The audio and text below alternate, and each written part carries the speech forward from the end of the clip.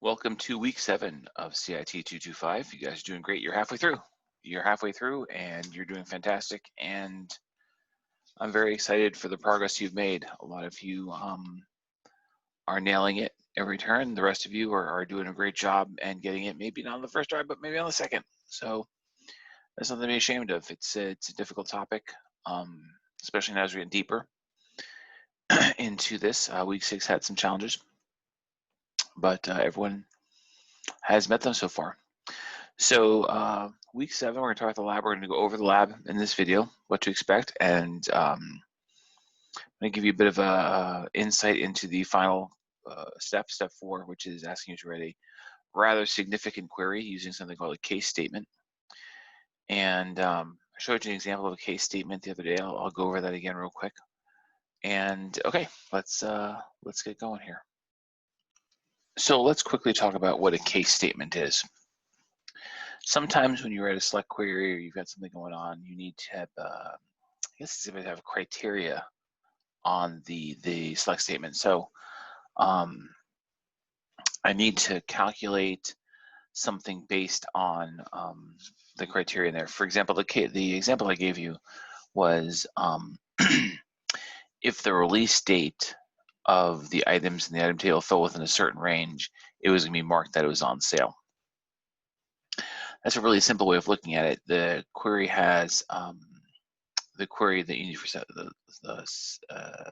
step 4 is a little more complicated than that. But let's take a quick look at just a very simple anatomy of a select statement, rather a case statement. So let me share this out here. Okay. So we have here select release date as our date. And I just want to mention here the as statement here. The as statement is basically making an alias on things. In this case, I want to call release date something else. Just want to point out that you can do that in here. So like if you want to make it a different name, you can do that with the as statement. So select release date as our date, case, and here's where the case is. So the case is like, it's almost like an if then statement without using the if then. It's like, here's the case. When the release date is less than January 1st, 2000, then print on sale. Else, print regular price. Okay. So it's going to look at each row, and if it's before January 2000, it's going to say it's on sale. If it's after, it's going to say it's regular price. Now, again, this is a very simplified way. You can have multiple criteria in here. You have release when case when release date is this and price is this and something else. So you have 3-4 different criteria under a case statement for one thing. But the more important thing is the format is case is the first word, and then the when this criteria is met, and then the word then, telling it what to do. You can do multiple criteria in one statement, and you can do multiple when statements in one case statement, and just give it different then values. You could do, let's see, so let's run this here. And so we get the results here. We get our date, and then the regular price, and the ones that are on sale. So we can do here, we can go when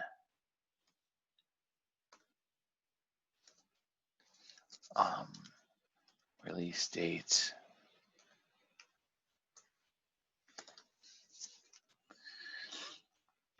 is greater than 01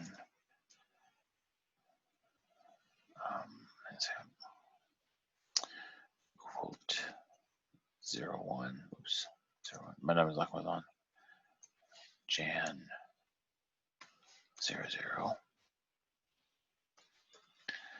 then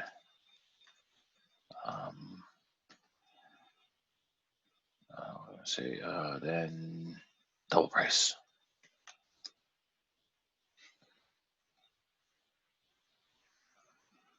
Let's say if release date is great, let's say release date is greater than January 1st, 2020. That's good. And then we'll say new release.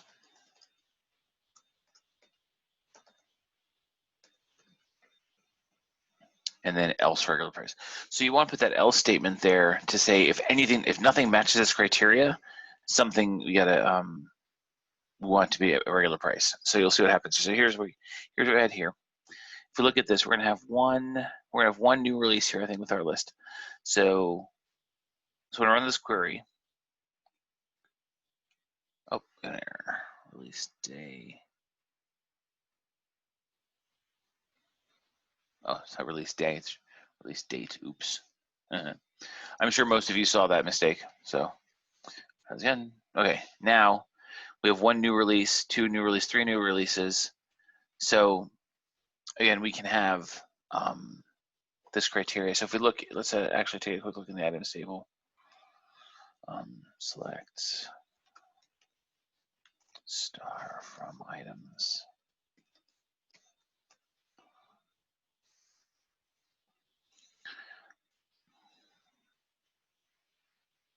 I always add nests to these things, and I don't know why. Star from item. Okay.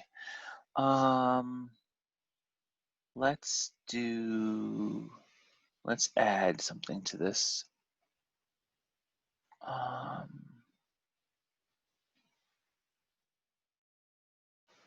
Okay.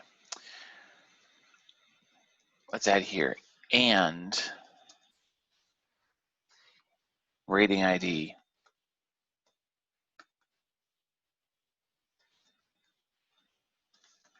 I'm writing code on the fly here, so bear with me. Equals.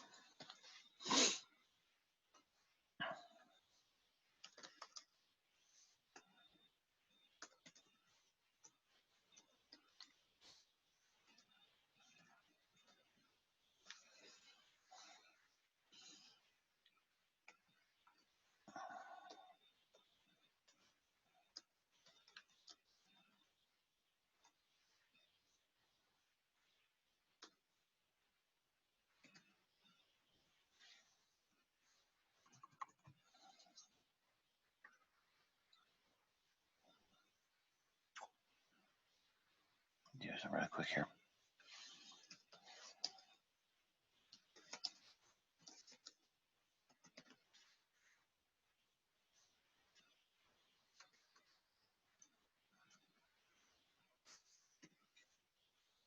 Okay, so where rating equals PG. That will not work, so do this PG.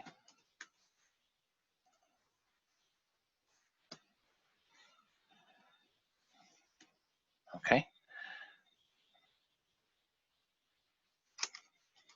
Put that in here. I'll say, we'll call this kids sale. Okay, and then we'll add one more in here.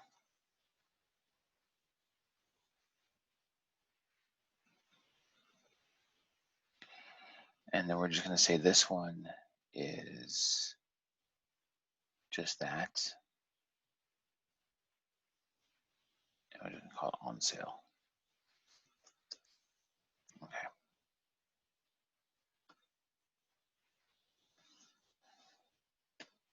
So like I said, I'm just kind of making this up as I go along. So here we got a kid sale. Here we got a kid sale. So on and so forth. So anyway, you get the kind of idea where you can have a bunch of different criteria. I'm just making this up on the fly to show you what you can and can't do. The and or keywords work in here. Okay. So that's how the case statement works. Play with it, figure it out. It can get confusing and complicated, but just be patient with it, and you will get it. Okay. So let us look at what this week's assignment has in store for you. There's what I want here. This is what I want, but I want this here. Okay. Chapter 7 instructions. So let's go up here. There's only 4 steps, this lab. Okay. So step 1, you should insert 2 new rows in the common lookup table to support the active flag column in the price table that you've created in Lab 6. So it's 2 very simple insert statements.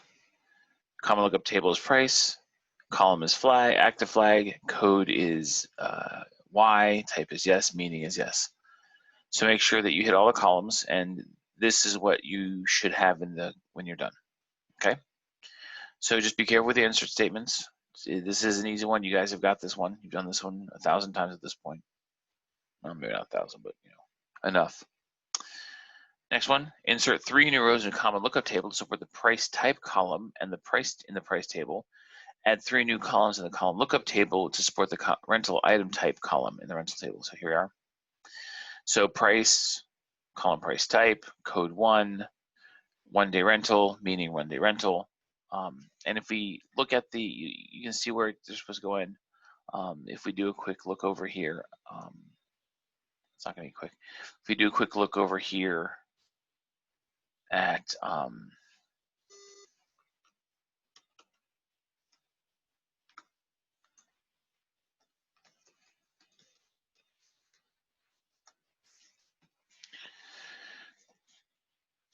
sorry, I'm in custom lookup. Sorry, common lookup.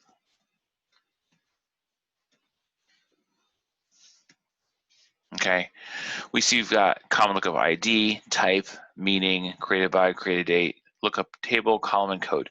So remember, the common lookup ID will come from the sequence that you have. Common lookup type is what they have that there. So actually, let me grab this here.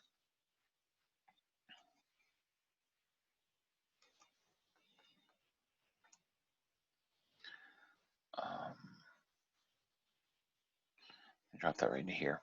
Okay, and kind of split screen this here out for you as best I can. So I'll put myself down here. Okay, so and I need to share the entire desktop for this. Okay, there we are. Okay, so as you can see here, we've got the table price, which will go into common lookup table. We got the column, which will go into common lookup column. Code will go into common lookup code. Type will go into common lookup type. Meaning will go into common lookup meaning. So they're telling you everything that's going to go on here. Lookup ID will come from the sequence, and created by, creation date, list updated by, list updated by, your standard select statements that take you for the created by and last updated by. You're going to do the standard select statements from system users, where it's DBA2, or however you want to put in there, whatever you want to do. And the creation date is today, the day you do the creation on it.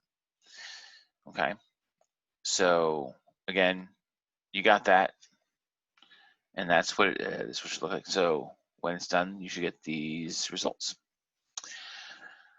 Okay, step 3, you added a rental item price and rental item type columns in the previous lab.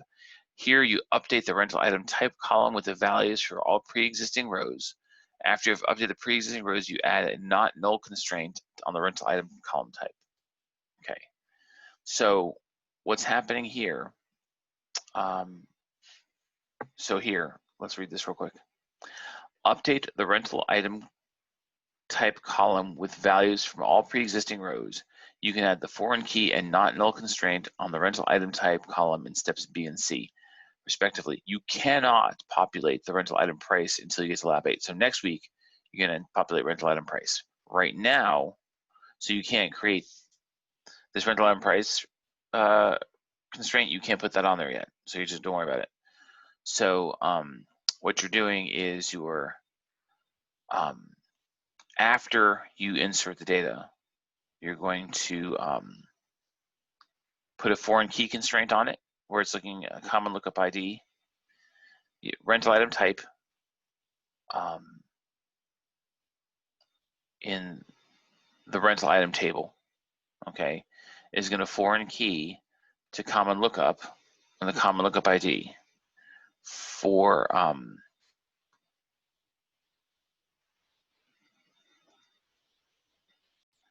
Had to double check something there real quick. So you're updating the rental item type from the item table because there's item type in there, okay? And then because that comes from the common lookup table, you're going to foreign key that to the common lookup table, common lookup ID, okay? So let me reiterate this. You're going to update the rental item table, taking rental item type and updating it from the items table on the item ID, because there's item ID in the rental items table. So you're going to write an update statement like you did before. You're going to update rental items. You're going to set rental item type equal to rental item type from the items table where the IDs match, okay? And then when you're done with that, you're going to create a foreign key constraint on rental item, the column name rental item type, and you're going to reference it to the common lookup table and the common lookup ID column, okay? And you're also going to put a not null constraint on there. Don't do this one. Don't try and do this one because it's not going to work because you have nothing to put in there. So don't worry about it. We'll get that in lesson 8. Now the last one here. Okay, here's your foreign key stuff. Okay. You need to write a select statement that returns a data set that you can subsequently insert into the price table. And that you're doing that in Lab 8. Okay. This is a complex problem because you must fabricate the rows from a base set of rows, and then you must perform mathematical calculations with a case statement. Okay. So here's what you're looking at. The select list query draws data from the current item table and adds values that let you calculate different values for active flag and amount columns. Specifically, you must add the following values. For active flag, yes or no, the values are 1, 3, 5, 10, and 15. Okay. You can fabricate the sets with queries like the example below. The sample queries returns 24 of the rows. So when you look here, you've got 1, 2, 3 case statements. Okay.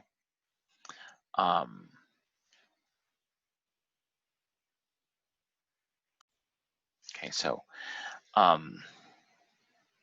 you don't have to do this with 3 case statements. You can do it with 1 case statement, and we're going to talk about those case statements have to be. Okay. However, you do want to kind of keep this one, your from statement. Kind of look at that. There might be 1 or 2 errors in here, but this is what you're looking at for your from statements. So in your select statements, you want the item ID, you want the active flag, you want the common lookup ID as price type, common lookup type as price description, and then you got your case statements. So all in all, you will need 9 qualifying statements for your case statement. And I'm going to go over those with you, what they need to look like. Okay. So your case statements will have a total, whether you only need to use 1 case statement here. So don't worry about doing multiple case statements. You do need the start date. So when you look at this here, your results will have to have the start date, the end date, and the amount. Okay.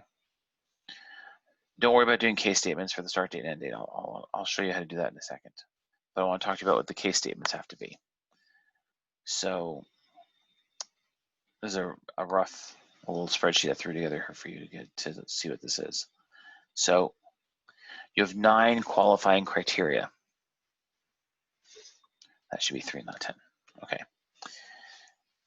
If the active flag is no, and the rental days are 3, the cost is $10. If the active flag is no, and there's no specific date or age criteria, and the rental days are 5, the cost is $15.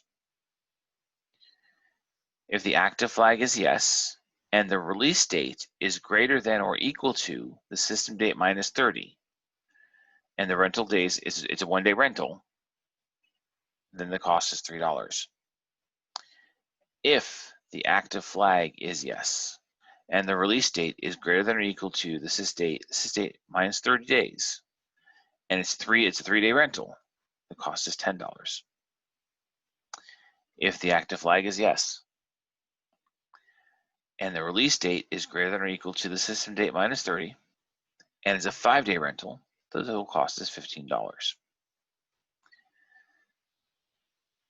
If the active flag is yes, and the release date is less than the system date minus 30, and it's 1 rental day, the cost is $1. If the active flag is yes, and the release date is less than the release date is less than system date minus 30, and the rental day is a 3 rental day rental, then the cost is $3. And if the active flag is yes, and the release date is less than the system date minus 30, and it's 5 rental days, the cost is $5. So these are the 9 qualifying statements you need to make for your case to get the right price. This is what they're talking about, the mathematical computations. Okay, so like I was saying, I think we just look at the, okay. So again, I misspoke. You will need to use 3 separate case statements, but the third one, the long one, will have the one that's for here for amount, okay? That's where your 9, this one here, that's where your 9 separate criteria based on what you showed on the spreadsheet are gonna show up. And what I'm gonna do as a little,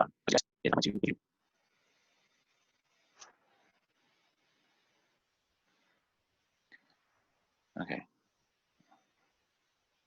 I think we're okay now. I was just noticing that my recording was getting a little wonky. So I'm gonna give you a little presentation, guys. I'm gonna give you the select statements here. So I'm gonna show them to you.